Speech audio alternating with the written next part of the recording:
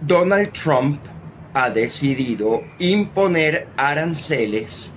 a cada país del mundo según los aranceles que ya esos países cobran a los Estados Unidos según el principio de reciprocidad al cual ya estamos acostumbrados en materia de visados turísticos. Los países europeos suelen imponer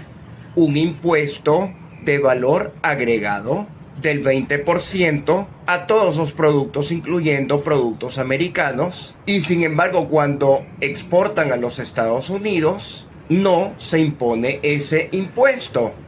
Por lo tanto, Estados Unidos retribuirá ese impuesto y los productos alemanes, por ejemplo, tendrán que pagar el 20% de impuesto arancel para así estar en armonía con el arancel que ya Alemania cobra a productos americanos. Según el equipo de Donald Trump, este es el motivo por el cual los vehículos alemanes son más populares en exportaciones que vehículos americanos, no por diseño americano defectuoso, sino por esta guerra de aranceles. Elon Musk, sin embargo, no estaba presente en esta rueda de prensa y por lo general desaprueba esta política de aranceles, ya que efectúa cambios drásticos en cadenas de suministro que no se pueden reemplazar de inmediato, especialmente cuando estamos hablando de altas tecnologías, que no puedes desplazar a un proveedor de un país por otro proveedor de otro país de un día para otro, ya que para ello es necesario construir factorías nuevas desde cero y entrenar personal calificado y especializado para labores precisas requeridas para la producción de dichos insumos de alta tecnología. En todo caso, estos aranceles están siendo revisados país por país y observaremos su efecto. Ya hemos visto cómo la inflación interanual en Estados Unidos en enero se ha elevado bruscamente al 3,9%. La batalla contra la inflación que estuvo efectuando el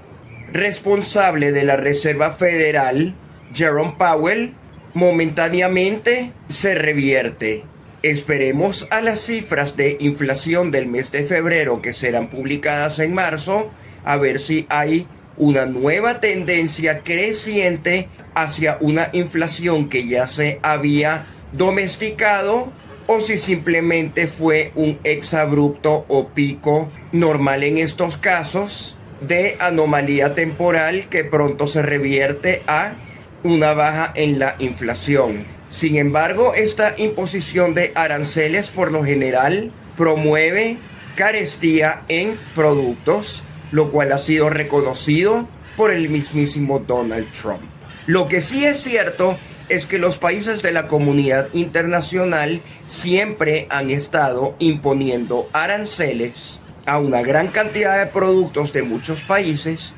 y el libre mercado pareciera estar quedando para el olvido, porque inclusive hemos escuchado informes que la libertaria Argentina también está imponiendo ciertos aranceles a ciertos productos de ciertos países. Estas guerras comerciales no son la mejor solución para el libre comercio, pero comprendemos que momentáneamente son un mecanismo de presión para unificar criterios entre países, lo cual está ocurriendo en forma sísmica desde que llegó Donald Trump al poder para revertir una gran cantidad de ineficiencias geopolíticas que ocurrían a lo largo del mundo a raíz de la inoperante administración anterior de Joe Biden. Donald Trump inclusive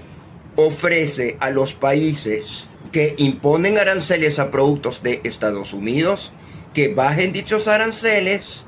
y automáticamente el gobierno de los Estados Unidos, a través de su Secretaría de Comercio, en conjunto con el Departamento de Estado, rápidamente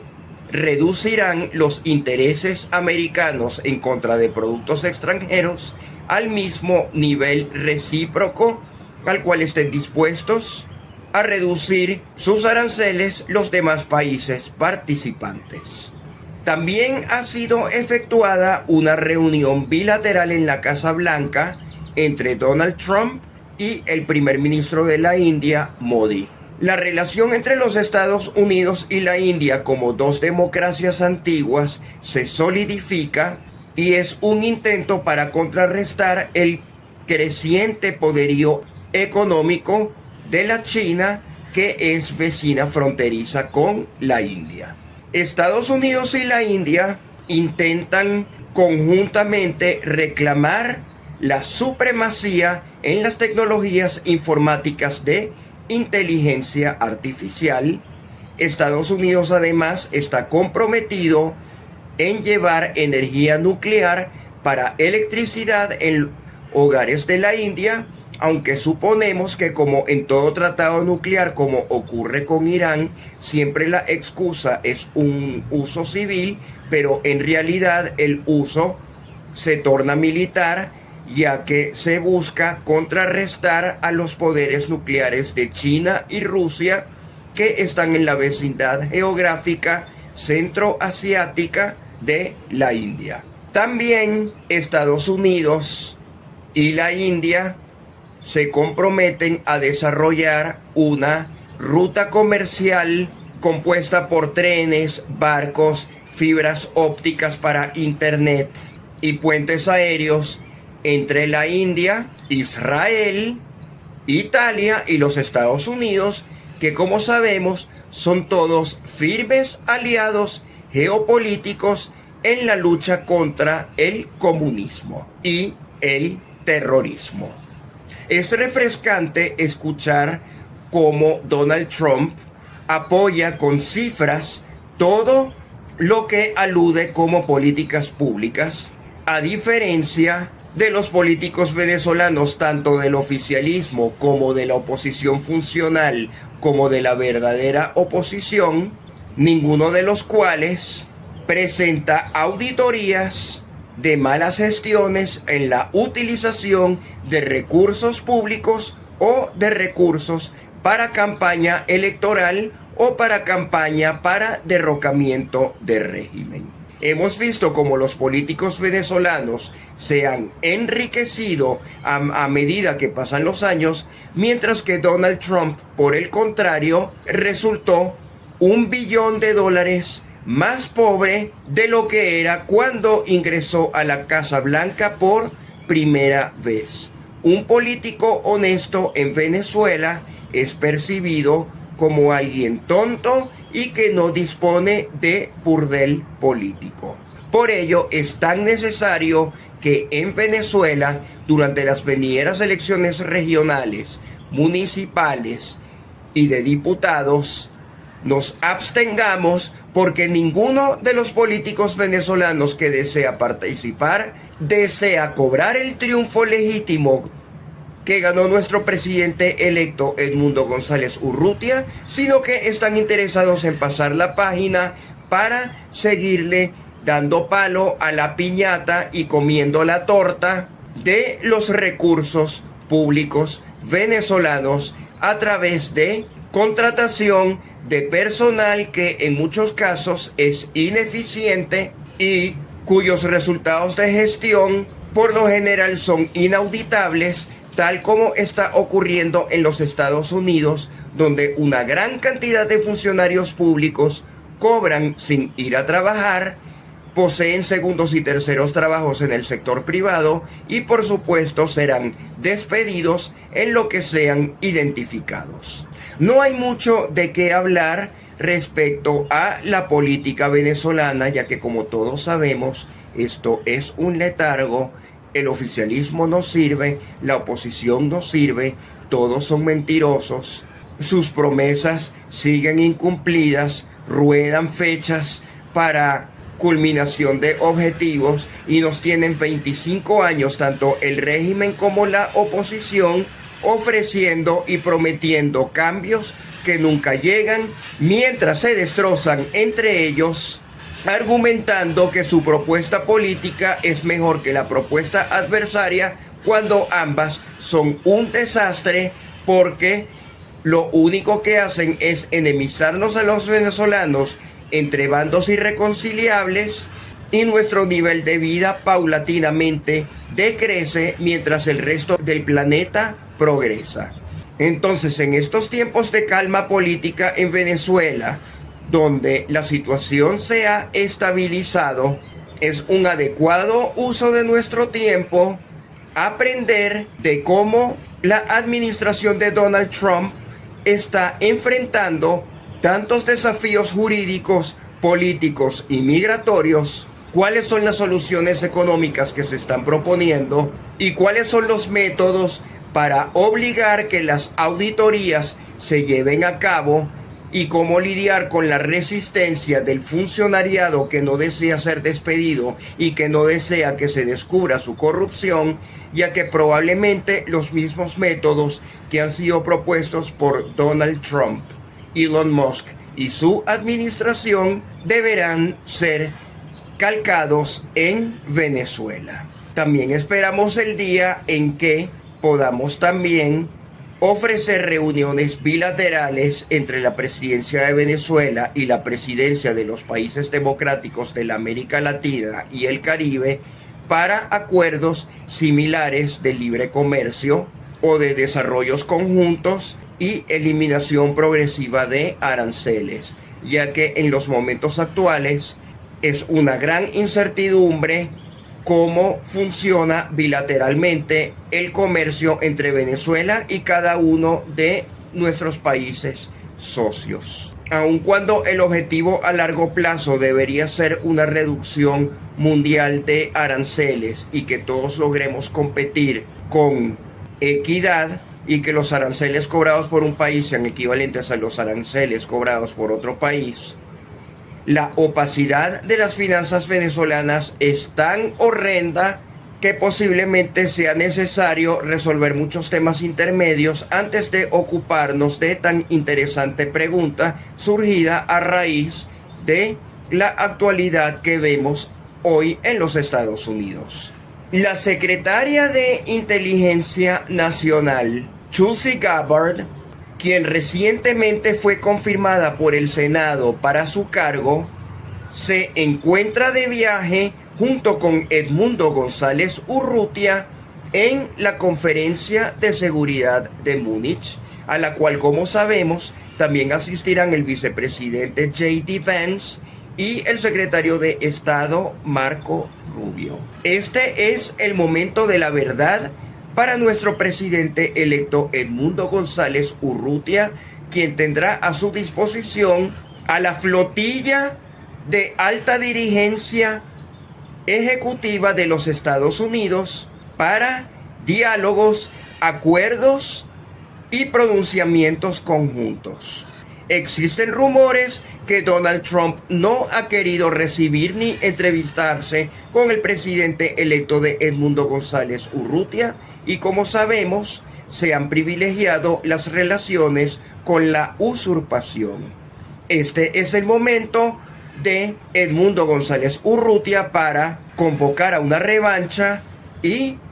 posicionarse ante las cámaras televisivas de la comunidad internacional, a ver si el resto del mundo efectivamente lo reconoce como un presidente electo o como alguien que ejerce el poder. Posiblemente esta sea la última oportunidad para Edmundo González Urrutia de imponerse, ya que si dicha conferencia únicamente versa sobre problemas de Rusia, Ucrania, Israel y Gaza, y no se toma en cuenta efectivamente lo que ocurra en América Latina y las amenazas en países como Nicaragua, Cuba y Brasil, con la influencia militar iraní, china y rusa, y únicamente escuchamos declaraciones de los países civilizados, mientras que Edmundo González Urrutia queda confinado nuevamente como un jarrón chino, será el momento de bajar la Santa María y declarar que todos los esfuerzos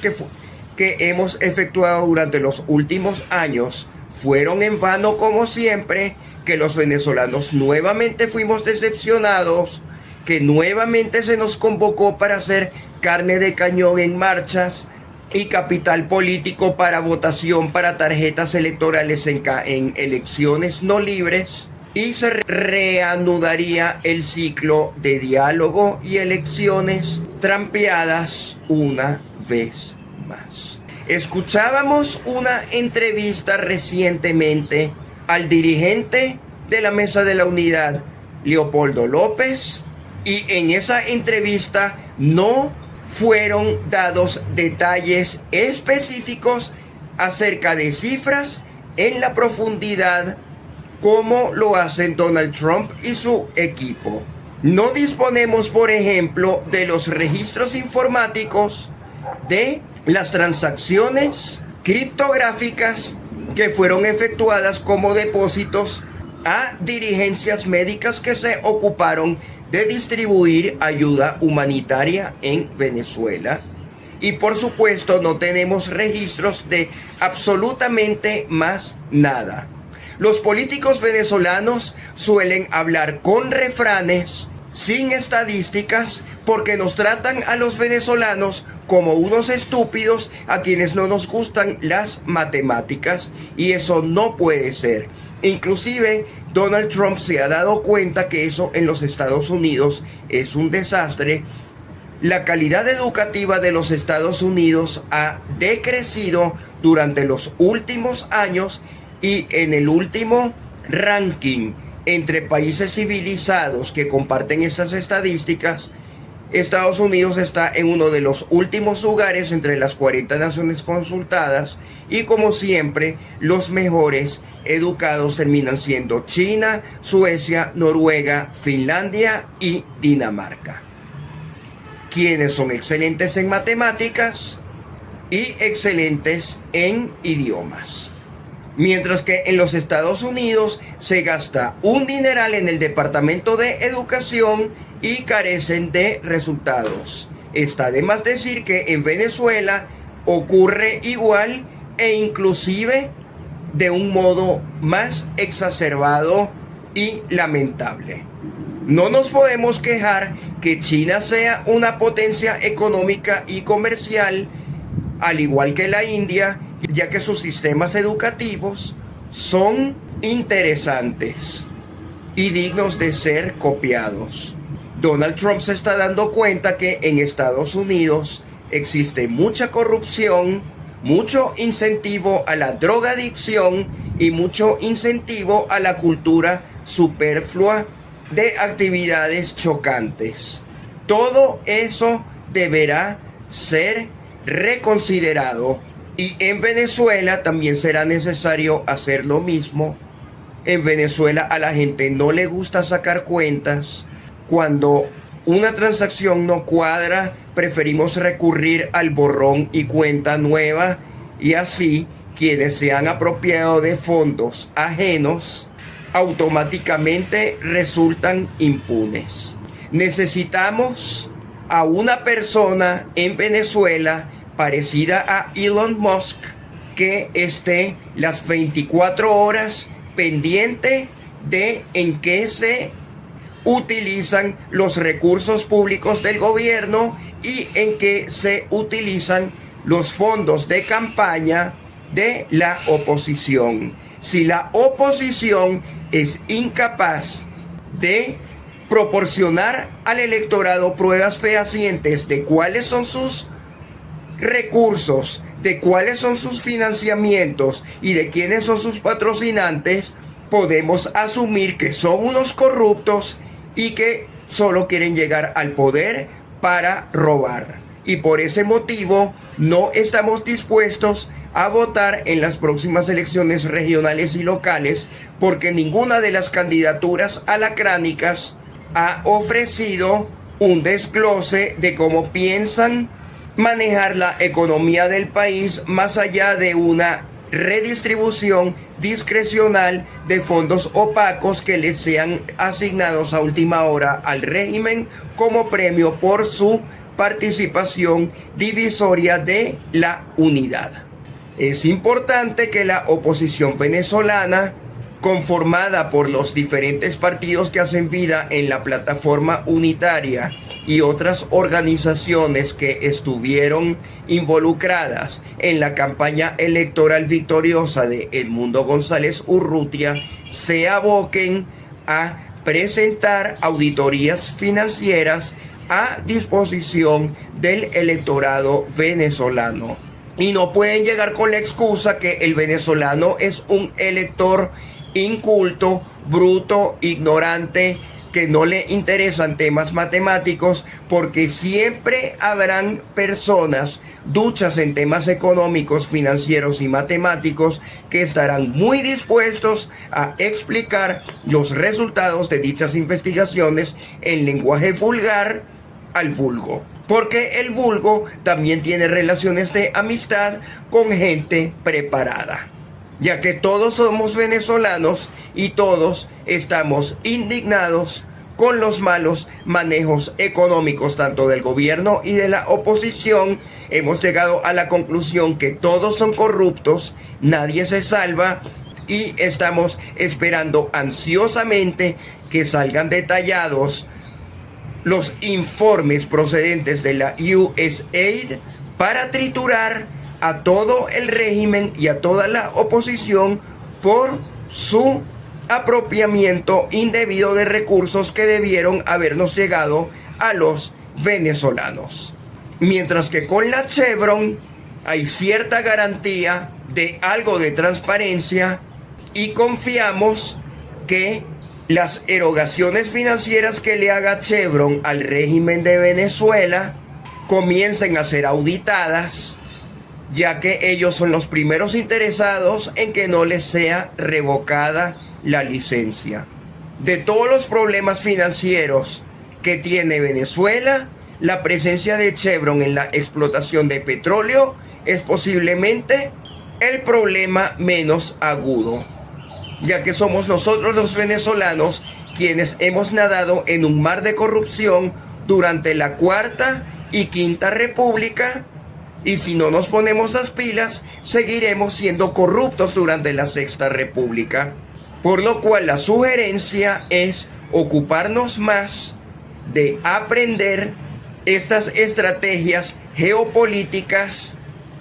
de comercio internacional entre los Estados Unidos y el resto de los países. Donald Trump nos ofrece diariamente múltiples ejemplos de cómo aprender a manejar un país que había sido despilfarrado por la administración anterior, y en lugar de quejarnos tanto del antiimperialismo, aprender todo lo que será necesario que hagamos en Venezuela algún día cuando por fin lleguemos al poder.